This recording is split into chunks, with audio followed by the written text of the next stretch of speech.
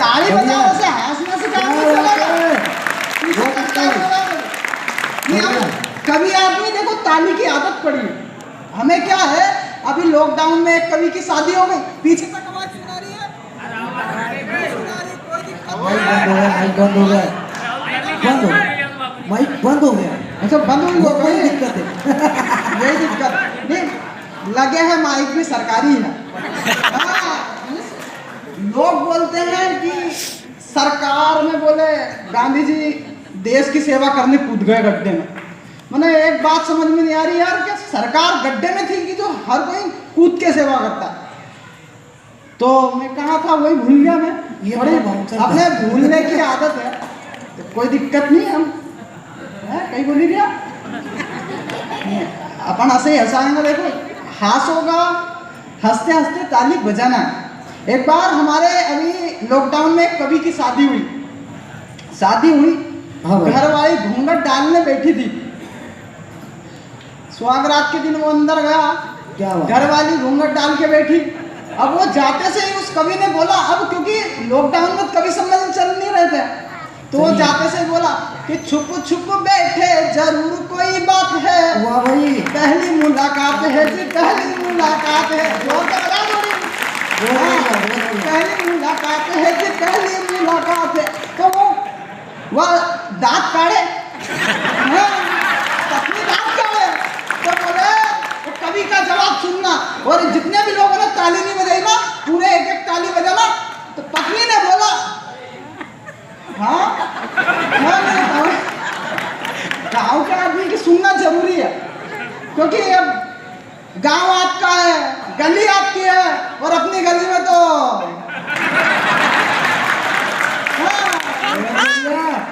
Lockdown में कवि की शादी हुई। मछल्ला ज्यादा बोल नहीं लिया यार, कवि कम बोला, हमने श्रोता कम बोला, मछल्ला ज्यादा बोला। बढ़िया भाई, बढ़िया, स्वागत करो। नहीं, अपने निमाड़ी बिल्कुल आवे नहीं है, अपने वही आवे जो आवे है, और इन्हें निमाड़ी नहीं आवे जैसा घराड़ी भी नहीं आवे, और इनने कहीं लिफाफो थोड़ा कम दियो। अब घराड़ी कब आवे, जब पैसा आवे तो घराड़ी आवे। तो कवि की शादी हुई, घर वाली घूंघट डाल के बैठी, बोले छुप छुप बैठे जरूर कोई बात है। वाह भाई, पहली मुलाकात है जी, पहली मुलाकात है। बहुत तो बढ़िया। पत्नी हंस दी। अब वो कभी गुस्से में आ गया, बोले दांत मत काढ़े, ताली बजा। तो ताली बजाओ, ताली बजाओ पड़ेगा, मत ताली क्या। एक बार क्या हुआ, एक निमाड़ी आदमी ससुराल गया घरवाली को छोड़ने, क्या तो कम आवाज आई रही। अच्छा नहीं, तुम्हारी मीटिंग खत्म हो जाए तो बोली थी। हाँ तो अरे यार बीच में कहीं है, भूल जाओ हम। हाँ तो बीमारी है यार भूलने की। मई पिया करो, याद रहेगा फिर। कई चीजें समझनी पड़ी। मई छाछ का ही हमारा पाड़ो दूध नहीं दी रही हो।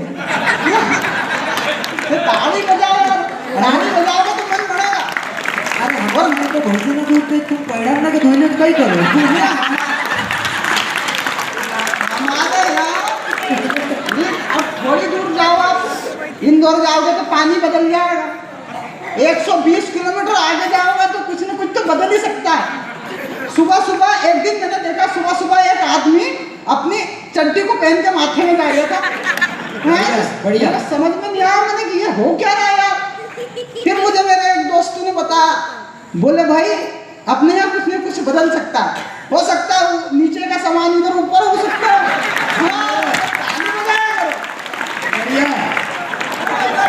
मुझे ऊपर लगा लो सामने, कह नहीं सकता कुछ, सुन लेगा। बढ़िया बढ़िया। तो एक कवि की शादी हुई साहब, वो ससुराल गया अपनी घरवाली को लेने, घरवाली को छोड़ने, लेने की बात ही नहीं है, छोड़ने, क्योंकि शादी करने के बाद हर आदमी परेशान हो सकता है।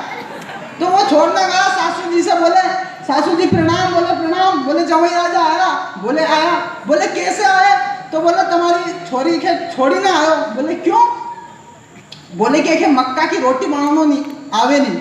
अच्छा, तो अब भैया कई दिक्कत आ गई, बोले हमारे बहुत शौक है मक्का की।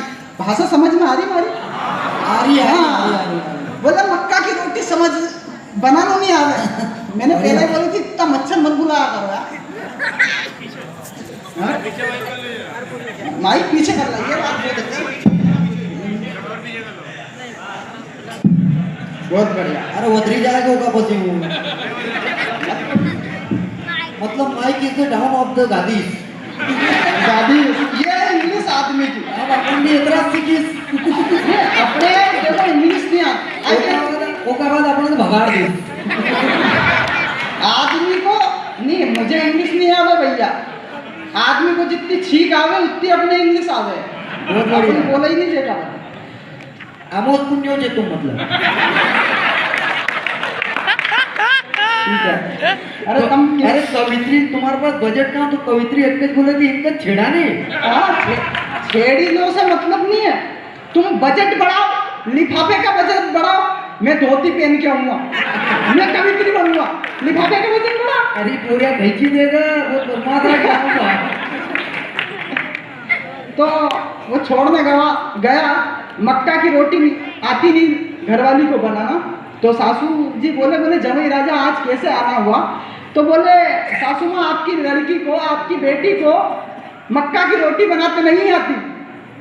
अगर आदमी का जवाब आपको लगे तो एक भी आदमी की खाली हाथ खाली नहीं रहना चाहिए। बात उल्टी हो सकती है कभी कभी यार, समझ गया? हाँ।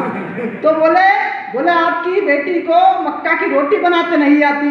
तो सासू जी ने बोले जिसको आती है ना उसको लेके आओ। तो अब उस आदमी की बात को सुनना।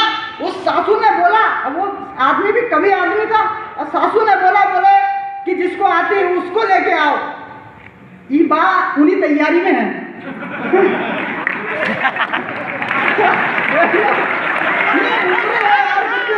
बहुत बढ़िया। हम क्या बताऊं मैं आपको? देख लो पूरे रास्ते जा रहे बाहर ही, रास्ता छोड़ो। ये बुजुर्गों की हालत अलग तरीके की। हमारे साइड में एक बुजुर्ग 80 साल के आदमी, और वो सुबह सुबह में उठाओ गाना गाते, मेरे सपनों की रानी घर कब आएगी। वाह भाई बढ़िया। बताओ 80 साल के आदमी को सपनों की रानी की फिक्र है। अरे हमारे लिए भी छोड़ो कोई नहीं यार। सब मैं हाथों मत ताली बजाओ यार, बात ताली कौन की है? हाँ। तो सासू माँ ने कहा बोले जिसको आता है ना उसको ले आओ। तो आदमी ने कहा अगर आपको आती हो तो आप चलो। हाँ ताली बजाओ यार, ये ताली बजाओगे तो मन बढ़ेगा। साथ पकड़ता था। अब हम तो कवि से इसको मैंने बोला तू 2 काम कर सकता है। जिस गांव में कवि सम्मेलन करने जाए वहां पे तेरा बोर्ड लगा दो, सांप पकड़ने के लिए इस नंबर पे फोन लगाओ। हाँ ताली बजा रहा है। मैं कविता का कागज सब निकाल लिया बंद। हाँ कई सुनानो देखी जो मैं।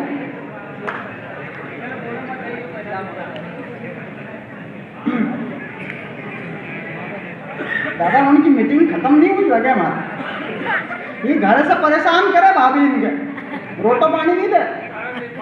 अब वो अभी हम बाबा के आश्रम पे गए थे वो दादा का की लिफाफा हम देवांगा देखो नहीं तो अरे देख लो दादा रिकामा चार दिन बोर वाला कोई दिक्कत नहीं। लिफाफा नहीं दो, लिफाफा मत देना, मिर्ची तोड़वाई लेना। अपन तो 1000 में भी तोड़ देंगे।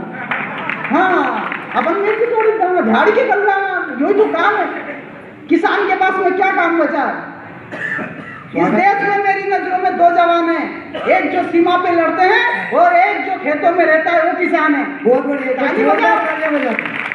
वो किसान है, मगर इन सरकारों ने किसानों को भी खा गए हैं। उनकी मेहनत की रोटी उन्हें नहीं देते हैं, उनकी मेहनत की खून पसीने के पैसे भी वो खा जाते हैं। उनको पता नहीं है ये किसान एक एक्ट्रेस अभिनेता अगर अपने गाल पे एक फुंसी हो जाती है तो वो अपनी फिल्म की शूटिंग रोक देता है, और एक किसान उसका भले हाथ कट जाता है मगर वो सोयाबीन काटने भी खेत में उतर जाता है। मैं भी किसान का बेटा हूँ। जिंदाबाद। ये मेरे पापा ने बोला था ये बात रावेर खेड़ी जरूर बोलना, घर से सीखा ही ना भेजियो। बढ़िया बढ़िया का दादा। अभी एक आए वैलेंटाइन डे, कुंवारों की आखा तीज, ये क्या बोले हाँ, हाँसो तो ताली बजाना पड़ेगा। हाँ, कुंवारों की आफत की जाती है। मुझे एक शायर की पंक्तियां अचानक याद आ रही है कि तबीयत खराब कर देती है हवा सरसरी। ये जो वैलेंटाइन डे है, जो पूरा जमाना मनाता है, ये आता है फरवरी में। तो मेरे एक शायर की मुझे पंक्तियां याद आ गई कि तबीयत खराब कर देती है हवा सरसरी, तबीयत खराब कर देती है हवा सरसरी, बचकर रहना यार, बदमाश होती है फरवरी। वाह वाह क्या अब क्या बात नहीं, वैलेंटाइन डे के दिन मैं गाँव चला गया, पापा ने बोला बेटा भैंस के पानी पिला देना। अब वैलेंटाइन डे, कभी आदमी कहीं ना कहीं मस्ती ढूंढेगा। मैं भैंस के पास में था, मैंने कहा आज तो कोई है नहीं भैंस को, तो मैंने मेरी भैंस को आई लव यू बोला, 4 दिन दूध नहीं दिया। हाँ? बढ़िया। पापा ने दूसरा दिन जूता से मारो, वो का चक्कर में छोरी नहीं मिलती। सुनिएगा कुछ कविताएं आपको। मैं किसान की बात कर रहा था, जहां देखे थे हम चारों तरफ से किसान को खाया जा रहा है। इन सरकारों को मालूम नहीं है हमारी तो फसलें खराब होती है। अरे हम किसान हैं, हमारी फसलें खराब होती है, जो हरामी की खाते हैं उनकी नस्लें खराब होती है, नस्लें खराब होती है। सुनेगा कुछ पंक्तियां सुनेगा। किसान को खा जाते हैं ये लोग, उनको राजनीति करना भी नहीं आती कि अपनों ने ही लूट लिया अपने देश में, रहना पड़ेगा बच के तुम्हें परिवेश में। एक मार्मिक भाव याद दिलाता हूँ आपको कि अपनों ने ही लूट लिया अपने देश में, रहना पड़ेगा बच के तुम्हें परिवेश में। राम ने बनाई दुनिया, राम ही छल लिए, सीता का हरण हो गया साधु के वेश में, सीता का हरण हो गया साधु के वेश में। और कैसे ये गधे घोड़े आए हैं देश में, कैसे ये गधे घोड़े आए हैं देश में, ज्यादा नहीं है थोड़े आए हैं देश में। दिन रात ढूंढता हूँ उल्लू को डाल पर, संसद में बैठे हैं उल्लू के भेष में, संसद में बैठे हैं नेता के भेष में।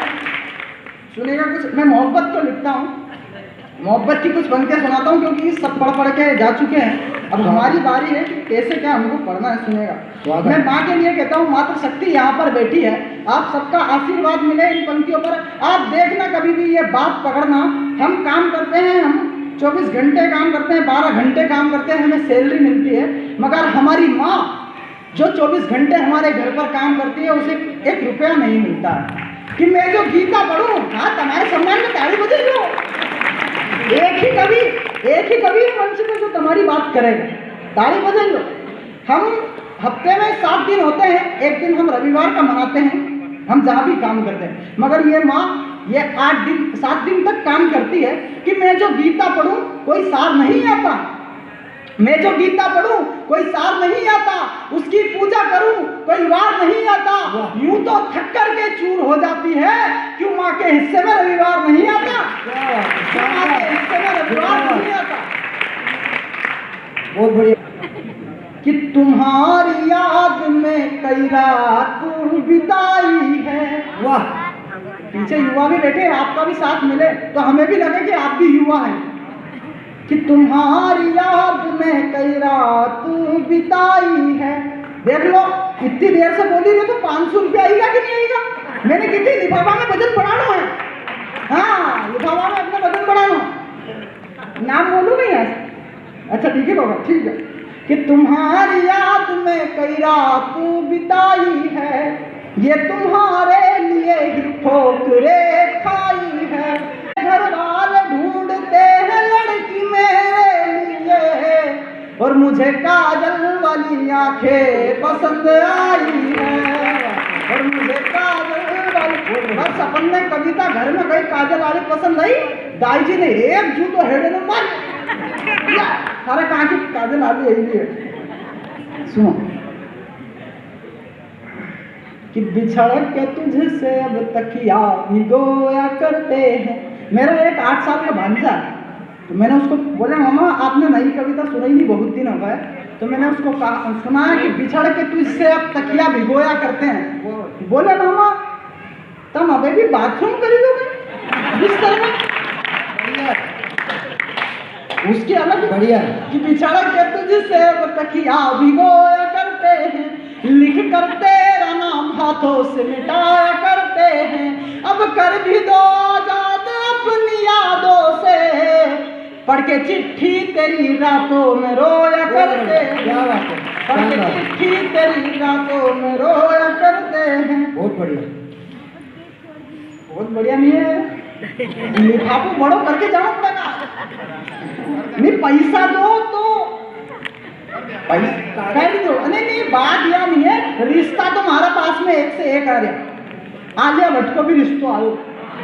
हाँ बोले मैं तुम्हारे से शादी करना चाह रही। मैंने देख पोरी, हमारी बात ध्यान से सुन लीजिए। हमारा खेत में सोयाबीन काटना पड़ेगा, भैंस को दूध लगाना पड़ेगा, सामना और अंदाज सुनिएगा, कुछ पंक्तियां और सुनेगा कि उसकी गली में आना जाना चलता रहता है, और हमारा दिल लगाना चलता रहता है। लोग कहते हैं दूसरी मोहब्बत भी अच्छी होती है, नई पड़ोसन से नजराना चलता रहता है। यहाँ ताली बजानी थी। नई पड़ोसन से नजराना चलता रहता है। आध्यात्मिक भाई साहब ने बताया, पहले भी हम कवि सम्मेलन करा चुके हैं।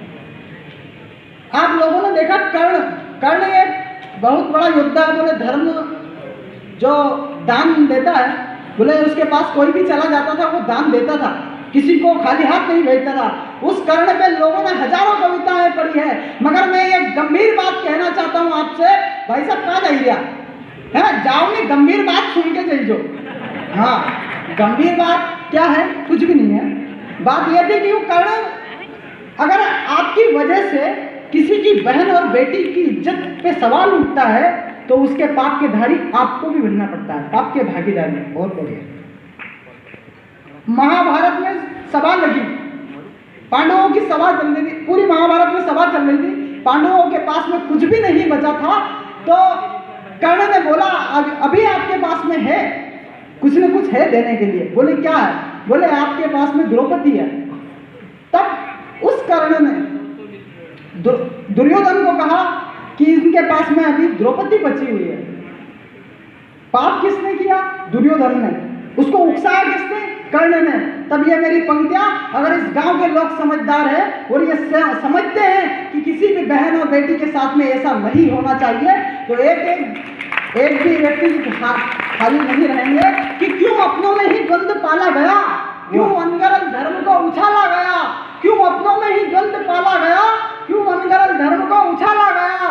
जब सत्य की राह पर चल रहे थे रे कर्ण, फिर क्यों द्रौपदी पर हाथ डाला गया? क्यों द्रौपदी पर हाथ डाला गया? इनको मालूम नहीं है जो देश में गद्दार हमारी बहन और बेटियों के जिस्म पर हाथ डालने की कोशिश करते हैं। मुझे एक शेर याद आ रहा है कि किसी के जख्म पर चाहत से पट्टी कौन बांधेगा, किसी के जख्म पर चाहत से पट्टी कौन बांधेगा। अगर बहनें नहीं होंगी तो राखी कौन बांधेगा? अगर बहनें नहीं होंगी तो राखी कौन बांधेगा? कि वो पहले प्यार का चुंबन याद आता है, तेरी पायल का वो गुंजन याद आता है। हो गए हैं जुदा आजकल हम दोनों, हमें राधा का वो बंधन याद आता है, हमें राधा का वो बंधन याद आता है। और भरत और राम का स्वयंजन याद आता है। स्वयंजन यानी होता है गले से मिलना, मिलाप करना। कि भरत और राम का स्वयंजन याद आता है, मगर खंजन का मनोरंजन याद आता है। जब भगवान राम ने सबरी के बेर खा लिए झूठे, तो वो जाने लगे। तो लखन जी ने कहा, लक्ष्मण ने कहा, भैया आपने बेर क्यों खाए? भैया बेर आपने झूठे क्यों खाए? तब राम ने कहा कि भाई जब मैं भक्ति की परीक्षा लेता हूँ तो मुझे अपनी मनमानी करनी पड़ती है। मैं जब भक्ति की परीक्षा लेता हूँ तो मुझे अपनी मनमानी करनी पड़ती है। और भक्ति अगर ऊर्ध्व पर पहुँच जाती है तो उसके बेर की झूठन खानी पड़ती है। सब आपको पंक्तियां सुनाता हूँ कि भरत और राम का स्वयंजन याद आता है, मगर खंजन का मनोरंजन याद आता है। वाह। जाति पाति में कैद हो गई ये सारी दुनिया, मुझे सबरी का वो व्यंजन याद आता है, मुझे सबरी का वो व्यंजन याद आता है, और कान्हा और गोपियों का संबंध याद आता है, मगर उद्धव का वो प्रतिबंध याद आता है, मगर उद्धव का वो प्रतिबंध याद आता है, मगर उद्धव का वो प्रतिबंध याद आता है। चाहे कितने ही इसके प्याले पिलाए ये दुनिया, मुझे मीरा का वो अनुबंध याद आता है, मुझे मीरा का वो अनुबंध। एक 4 पंक्तियां और सुना रहा हूँ आपको। हम इस संस्कृति को बचाए रखना है हमें। हम आशा भैया कटे जाइए क्या तम राम भैया, अरे बलिराम भैया कहीं चाहिए भैया, ने उनने आधे कपड़े उतार दिए, आप देख सकते हो। अरे हाथों में ताली बजाओ। हाँ, उनने आधे कपड़े ही से उतार लिए। सुने लास्ट मुक्त तक आपको मैं सुना रहा हूँ। ताली बजाओ ना।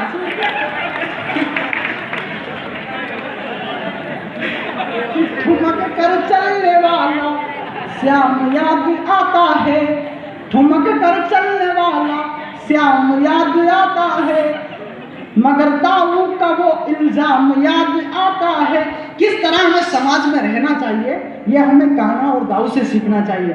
ये 4 मुक्तक आप ये भाई साहब बोल रहे थे ना अनिल भैया, बोले आपकी कुछ कविताएं हमें एक कविता लिख के दे देना, कल के अखबार में आएगा। सब मुंडो धोई ना आया है नहीं काल अखबार में मुंडो आया ना, फिर मत कीजिए कालो आयो। हाँ, तो इन्होंने बोला कि क्या पंक्ति लिख के दूंगा इनको, अगर आप इन पंक्तियों पर अपनी मोहर लगा देंगे तो मैं समझ जाऊंगा कि हम संस्कृति के लिए कितने प्रखर हैं। कि ठुमक कर चलने वाला श्याम याद आता है, वह मगर उद्धव का वो ठुमक कर चलने वाला श्याम याद आता है, मगर ताऊ का वो इल्जाम याद आता है। भाई भाई में उठ रही है आज तलवारें, मुझे महाभारत का वो संग्राम याद आता है। बहुत बहुत धन्यवाद आप सब।